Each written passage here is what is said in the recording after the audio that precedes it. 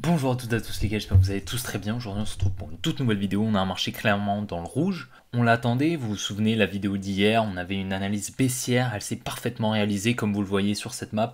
On est toujours en trade, on est toujours en short. Un trade que je vous ai partagé sur les groupes Telegram, d'ailleurs si vous souhaitez les rejoindre bien évidemment, n'hésitez vraiment pas, vous avez les liens directement en description. Donc bien évidemment on ira voir le Bitcoin, on ira voir le Solana qui sont toujours baissiers, on s'attend toujours à la récupération de ces liquidités au sud sous ce support. On a même déplacé notre take profit, on l'a placé à un endroit assez stratégique, un petit peu gourmand, je vais vous le montrer et je vais vous expliquer justement ma stratégie sur ce trade. Donc voilà, on est à plus de 1000 $ de profit, donc c'est quand même pas rien, on va quand même sécuriser des gains. En plus de Bitcoin et de Solana, on ira voir le Tao qui est en train de baisser aussi, beaucoup comme vous pouvez le voir juste ici, il perd 16%, c'est quand même pas rien. Sur 24 heures, c'est quand même une sacrée fluctuation. Donc si la vidéo vous plaît, n'hésitez vraiment pas à la liker, à vous abonner si ce n'est pas déjà fait. N'oubliez pas de rejoindre le canal Telegram ainsi que le groupe Telegram comme je vous ai dit en description, ainsi que de me rejoindre sur mes autres réseaux directement en description également. Vous avez Twitter, TikTok, Instagram, tout ça, voilà, vous avez tout. Dans tous les cas, je vous souhaite un bon visionnage. Allez les gars, on est parti. Et donc voilà, comme vous pouvez le voir, on est directement sur Bitcoin, on va se mettre sur une charte, on voit un petit peu mieux, comme vous pouvez le voir juste là. On était à peu près ici hier, donc on a eu quand même un joli mouvement, on a eu environ, je dirais voilà, 5% de baisse quand même, c'est pas rien. On était bien évidemment positionné en trade en amont. Et donc comme vous pouvez le voir, on a toujours ce support ici que je vous partage déjà depuis un moment. Donc pour rappel, on avait eu tout ce mouvement, on avait bien eu le transfert qui s'était exécuté ici. Donc vraiment, on avait bien forecast ce top, c'était vraiment super. Pour rappel, on avait donc cette trendline. Et donc en venant casser cette trendline, la Money était passée baissière, ce qui avait permis à la Smart Money d'injecter des ordres en vente. Juste là, d'accord, dans ce carré vert, on avait en fait une distribution qui avait pris place, ce qui avait permis donc une injection d'ordre et un transfert entre la main forte et la main faible. Donc ici, la main forte est venue protéger ses positions, d'accord. Et ensuite, on est venu spéculer à la baisse, tout simplement venir décaler le carnet d'ordre. Donc notre première target c'est ce lot juste ici au niveau des 59 000 $, d'accord. Bien évidemment on va pas juste venir le titiller, on va venir le liquider, d'accord. Donc pour venir le liquider on va minimum revenir voilà autour des 57 000 $. C'est pour ça justement que j'ai déplacé mon take profit à ce niveau-là, donc dans cette demand juste ici. Donc qu'est-ce que c'est cette demand? C'est tout simplement une réaccumulation qui avait pris place juste ici, d'accord. Donc en fait c'est un mouvement baissier dans un mouvement haussier, d'accord. Vous pouvez le voir ici, on a un mouvement baissier, une petite mèche ici. Donc on a des ordres qui sont en négatif ici, mais on est sur une tendance haussière, donc c'est des ordres qui sont en négatif.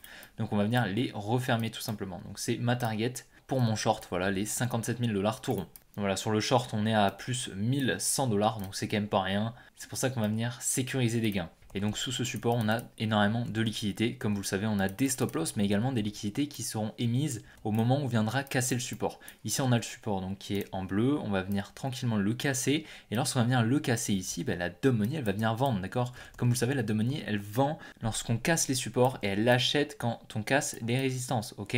Donc ça veut dire qu'ici, avec les stop loss des longues qui sont présents, donc sous ce lot ici, également sous ce lot ici, eh bien on va avoir énormément de contreparties en vente, ce qui permettra à la Smart Money d'injecter ses ordres en achat pour potentiellement réaccumuler et repartir à la hausse. Personnellement, c'est ce que je pense. Comme vous le savez, on avait vu donc dans les précédents cycles, une fois la TH passée, on avait un petit retracement. En plus de ça, avec le halving, le timing est parfait, on pourrait par la suite repartir à la hausse. En tout cas, ce serait totalement confluent. En plus de ça, on a des altcoins qui viennent quand même de retracer énormément et ça m'étonnerait qu'ils aillent beaucoup plus bas. On est quand même extrêmement bas sur beaucoup, donc ça me paraît très bizarre. À plus court terme, donc on a ce trade juste ici, comme on peut le voir. Donc on était rentré ici sur cette distribution dans cet order block, cette supply en fait, tout simplement, c'est l'inverse d'une demand. Une demand, c'est sur un mouvement haussier. Là, c'est sur un biais baissier. Donc on avait une structure baissière. On avait cet order block ici, cette supply, donc comme je vous ai dit, avec ici une distribution. Et je suis rentré au retest aux 50% de la supply. Donc j'ai expliqué ça hier et puis ensuite on est venu redistribuer ici. Donc on avait une tiers ici qu'on est venu liquider et puis ensuite on est venu dégringoler en protégeant ce high tout simplement. Donc j'attends qu'on vienne chercher ces lots juste ici de manière assez impulsive pour venir déplacer mon stop loss probablement ici. Donc mon trailing stop qui est ici, on va retirer ça parce qu'on voit pas grand chose, mais mon trail stop qui est ici, je vais le déplacer probablement ici pour sécuriser des gains. D'accord, comme on peut le voir, je suis quand même sur des gros gains latents. Et là, on sécuriserait quand même 7.4 R, c'est quand même pas rien. Mais on target quand même beaucoup plus bas. On target, comme je vous ai dit, 57 000 $. Voilà, on arriverait autour de ici. Ça nous ferait quand même un gros trade à 24 R quasiment. Donc voilà, un très très gros trade. Mais comme je vous ai dit, on peut quand même sécuriser pas mal de gains actuellement. Donc voilà, ça ferait environ 2400 dollars de profit, donc c'est quand même pas rien. À court terme, bah écoutez, c'est extrêmement concluant ce qu'on est en train de faire. Pourquoi? Parce qu'ici, comme on peut le voir, on est en train de créer un support, donc que je vais vous mettre en bleu. Donc en fait, tout simplement, on est en train de conforter ce support pour la dump money. Donc tout simplement, on a de fortes probabilités qu'on vienne chercher ce lot, ok, au minimum. Maintenant, on est peut-être dans une accumulation un petit peu plus grande ici. Voilà, en fait, on aurait une accumulation qui se placerait juste ici. Je vous ai mis les phases de wick-off, donc c'est une climax automatically, secondary test juste ici. Et on attendrait un STNB qui permettrait donc de liquider en fait ce support, d'accord? Donc une petite liquidation comme ça. Maintenant, ce qui est quand même assez pertinent, on garde en fait ce biais baissier, d'accord? Même si on a ici une accumulation qui à ce moment-là viendrait chercher la tiers ici, donc pas mal de liquidité ici, c'est quelque chose qui est possible. Mais en fait, on garde cette confluence de biais baissier parce qu'ici, en fait, la droite que je vous ai mis ici en rose, c'est un lot, d'accord? Donc si en fait on vient conforter le lot, on vient créer encore plus une résistance, donc en fait on retarderait un petit peu la liquidation de ce support, mais on viendrait quand même le liquider. Donc c'est pour ça que je suis pas trop inquiet si on est potentiellement sur une accumulation, même si j'ai pas forcément l'impression, du moins c'est pas une accumulation high probability comme j'ai l'habitude de vous les montrer. On n'est pas sur une grosse accumulation horizontale, ok? Donc je m'attends plutôt à une redistribution comme je vous ai dit ici en protégeant ce high, et à ce moment-là venir peut-être chercher les liquidités qu'on a ici en lower time frame pour ensuite liquider au sud avec pas mal d'impulsivité. Bon d'ailleurs, petit récap, mais on a très bien forecast un mouvement baissier que je vous ai partagé sur Twitter ainsi que sur Telegram. Donc on avait une création d'une trendline ici, on est venu la casser à la hausse ici. Donc voilà, je me suis dit qu'on allait très probablement avoir un transfert qui allait s'exécuter. En plus, on était dans une supply juste ici que je viens de vous tracer. Donc voilà, c'était magnifique, littéralement. On est venu protéger ce rail tout simplement parce que ici, en fait, en cassant cette trendline, la Domini est venue injecter des ordres en achat, ce qui a permis un transfert entre la main forte et la main faible. La Smart Money est venue vendre ici, ok? En plus de ça, on avait une distribution avec un buy climax automatic rally, ST et un uptrust juste ici, ok? Donc franchement, tout était confluent et donc je vous ai dit qu'on allait dump tranquillement. Donc c'est exactement ce qui s'est passé et on va très probablement donc continuer à protéger ce rail. Du moins c'est ce que je pense. Pour le moment je ne trail pas le stop parce que j'attends donc la cassure de ce lot, mais une fois qu'on viendra casser ce lot, ben, je viendrai trail mon stop probablement ici. Pourquoi ici et ici ou ici? Parce que ce high ici vient effectuer la mitigation de cette supply. Donc honnêtement, si on revient casser ce high, ce sera très probablement pour venir casser ces deux ici. Donc très peu pertinent de placer le stop loss ici. Ok, on va le placer ici, c'est beaucoup plus pertinent. Maintenant, on va pas le placer ici. Pourquoi? Parce qu'ici, comme on peut le voir, on a quand même pas mal de liquidité. Donc on n'est pas du tout à l'abri de faire quelque chose comme ça, revenir dans cette supply ici pour ensuite dégringoler et repartir à la baisse. Bon, sur Solana, je commence un petit peu plus à avoir de conviction sur ces deux trendlines que je vous partage depuis plusieurs jours. Il est extrêmement probable, je pense, qu'on vienne les liquider. Comme on peut le voir, on a quand même eu un gros mouvement baissier ici, un moins 17%, qui nous dirige quand même assez bien vers cette trendline. En plus de ça, avec l'analyse qu'on a sur Bitcoin, le timing est pas bon. Parce qu'à la limite, si on était ici, ou même peut-être ici, il aurait été probable qu'on ait un petit mouvement baissier pour ensuite repartir sans forcément venir liquider ces trendlines. Là, au niveau où on est, et au niveau où on est sur Bitcoin on attend une baisse, donc il serait étonnant que sur Solana on n'en ait pas.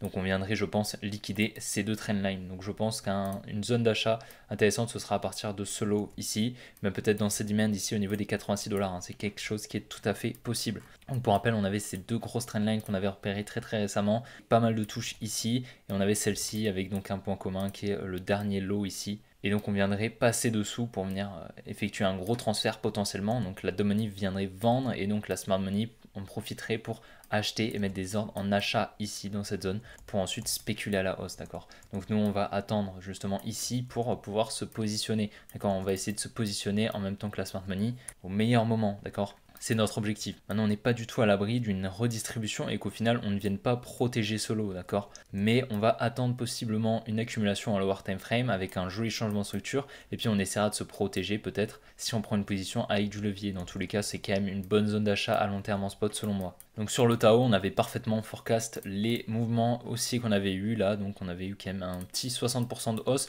Malheureusement, j'ai hold ma position que j'avais acheté ici. Donc j'avais acheté pour 6 000 $, vous le savez, dans cette demand. Une jolie zone de contrepartie dont la Smart Money s'était servie donc pour venir spéculer à la hausse sur le listing de Binance. Elle avait donc vendu ici très probablement sur tous ces highs ici. Et ensuite on est venu dump. Donc malheureusement j'ai pas pris de profit mais parce que c'était dans ma stratégie. Donc à présent je pense qu'on va très probablement venir liquider ce lot, possiblement venir chercher cette demand ici au niveau des 160 $. C'est quelque chose qui est possible. On va changer un petit peu de time frame, on va regarder. Mais il est après possible qu'on vienne peut-être dans cette demand.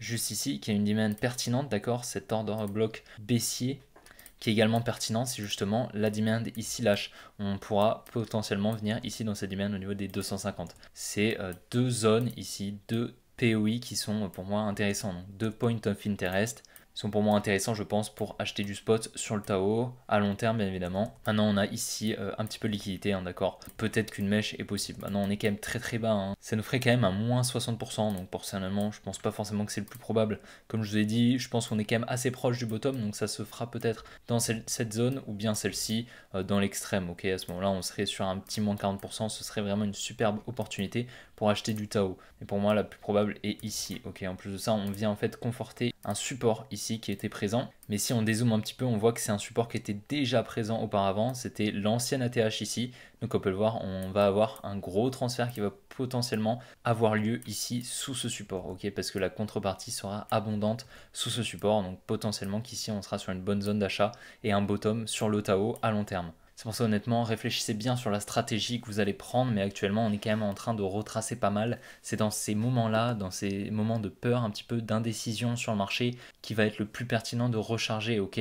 Là honnêtement, c'est dans cette zone, d'accord, qu'il faut acheter. C'est pas ici, d'accord, quand tout monte, ok. C'est vraiment dans cette zone où on est sur un mouvement baissier. Vous savez, la smart money, elle achète quand on baisse et elle vend quand on monte, d'accord. Donc le but c'est de suivre justement cette smart money, pas de suivre la dumb money qui achète quand on monte et qui vend quand on baisse. Ok, c'est pas du tout pertinent. Donc voilà, réfléchissez bien sur votre stratégie et prenez des décisions. Maintenant, c'est des décisions qu'il va falloir prendre à long terme et pas à court terme et ne pas revenir sur votre décision prise. Mais bien sûr, comme vous le savez, le plus simple et le plus pertinent, si justement vous n'avez pas énormément de connaissances, c'est de faire de l'investissement spot et les niveaux sur lesquels nous sommes sont extrêmement intéressants. Comme je vous ai dit, il est beaucoup plus pertinent de faire un DCA par niveau que faire un DCA en temporalité, ok. Donc par exemple, cette zone d'achat était une bonne zone pour acheter, d'accord. On aura cette prochaine zone potentiellement ici, puis on aura potentiellement celle-ci, peut-être celle-ci. Personnellement, j'y crois pas trop, hein. Celle-ci, honnêtement, j'y crois pas, mais on aura celle-ci qui sera, je pense, assez probable, hein, qu'on y retourne. Et donc voilà, je pense que je rachèterai un petit peu, j'ai eu un point d'achat ici, j'en rachèterai un petit peu ici. Et comme ça, après, j'aurai un prix moyen ici. Et donc, si le Tao, il va, je sais pas, à 2000, 3000, 4000 dollars, et ben j'aurai un prix moyen à 430 dollars à peu près. Donc, ça me fera quand même une jolie performance sur une assez grosse position. Et donc voilà les gars, j'espère vraiment que la vidéo vous aura plu. Si c'est le cas, n'oubliez vraiment pas de la liker et de vous abonner si ce n'est pas déjà fait. N'oubliez pas de rejoindre le canal Telegram ainsi que le groupe Telegram directement en description, ainsi que de me rejoindre sur mes autres réseaux sociaux également en description. J'espère que la vidéo vous a plu, j'espère que mes analyses vous plaisent. En ce moment, ça fait quand même pas mal d'analyses, hein, qui s'exécutent à merveille, donc honnêtement extrêmement content. Je suis extrêmement content également de vous les partager avant justement qu'elles se réalisent. Ça vous permet également de vous préparer mentalement, mais également sur vos portefeuilles. Si justement vous faites des petits moves, bien évidemment n'oubliez pas, hein, c'est quand même assez risqué de tout vendre pour acheter plus bas. Ça vous vous exposez au risque justement de ne plus être dans le train, vous le savez. Donc bien évidemment, les décisions, c'est vous qui les prenez. Moi, je ne suis en rien responsable, vous le savez. Dans tous les cas, les gars, on se retrouve demain pour une prochaine vidéo comme d'habitude. Allez, ciao les gars.